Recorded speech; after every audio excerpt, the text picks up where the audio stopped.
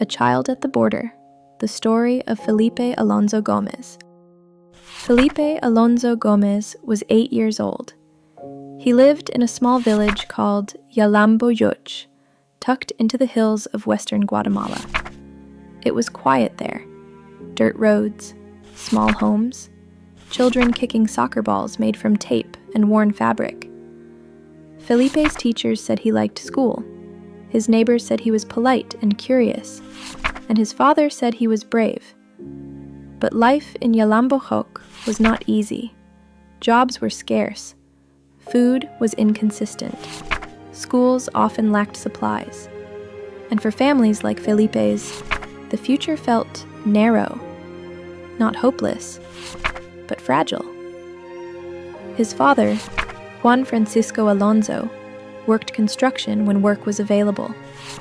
He carried the weight many parents carry, the fear that love alone would not be enough to protect his child's future. That fear would eventually push them to make a decision millions of families before them had made: to leave. When people talk about migration, they often focus on destinations.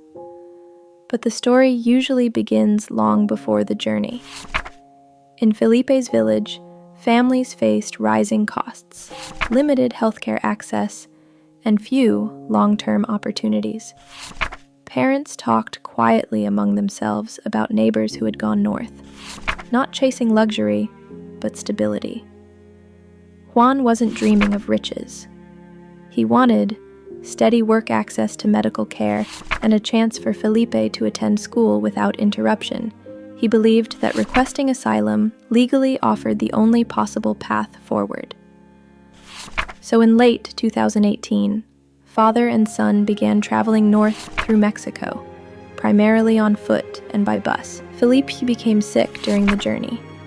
Still, they kept going. Because turning back meant returning to the same uncertainty they had left behind. In December, they reached the Texas border. Unlike many imagined crossings, they did not hide. They approached U.S. authorities and voluntarily requested protection, following the legal process available at the time. They were taken into Border Patrol custody. Juan believed they would receive help. Felipe believed the hard part was over. But instead of rest, they entered a holding system overwhelmed by volume, limited resources, and strict procedures. Facilities were cold. Bright lights stayed on.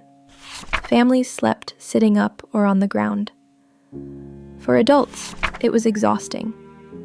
For a child already feeling unwell, it was much harder. Felipe's health declined quickly. He developed a high fever. He complained of pain. He became increasingly weak. Juan notified officers repeatedly that his son was not well. According to later reports, initial medical checks were brief and did not escalate his condition as urgent. This wasn't neglect from a single person. It was a system not built to carefully monitor children with emerging medical needs. As hours passed, Felipe became less responsive. What began as fatigue turned into an emergency. Only then were outside medical services contacted. By the time help arrived, Felipe's condition had already reached a critical stage. It was December 25th. While families across the country opened gifts and shared meals, Juan sat beside his son in a hospital room. Shortly after arrival, medical professionals worked urgently, but the situation had progressed too far. Felipe did not recover.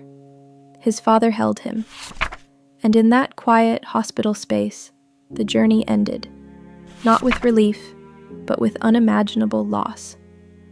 Juan later said he felt his heart break in that moment. He had brought his son seeking safety. Instead, he was left alone. News of Felipe's passing spread quickly. He was the second child that month to experience a fatal medical emergency after being taken into U.S. custody. Public reaction was immediate. Lawmakers demanded answers. Physicians reviewed procedures. Advocacy groups warned that signs had been missed. Key questions emerged. Why were health screenings so brief? Why weren't children monitored continuously? Why were facilities designed for short visits, holding families for days? Government agencies promised reviews. Policies were discussed. But for Juan, none of it could bring back his son. Juan returned to Guatemala carrying a small coffin. Villagers lined the road. Teachers stood silently. Children held candles. Felipe was laid to rest in the place where his life began. Not where he hoped it would grow. His father spoke only briefly. He said he loved his son, and that he never imagined such a journey would end this way. The village returned to its routines, but something fundamental had changed. Felipe Alonzo-Gómez was not alone. His story represents thousands of children who cross borders with parents acting out of care, not recklessness. His case highlighted systemic vulnerabilities.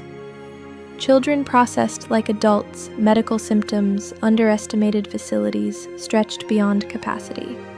His story is not about blame for politics.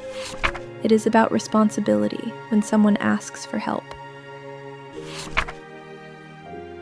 Numbers dominate border conversations, but numbers don't show. A father whispering reassurance, a child fighting exhaustion, or the silence left behind Felipe had dreams. He wanted to learn. He wanted to play. He trusted the adults around him. That trust was misplaced. The border is often described as a line on a map, but for families like Felipe's, it is a moment of vulnerability.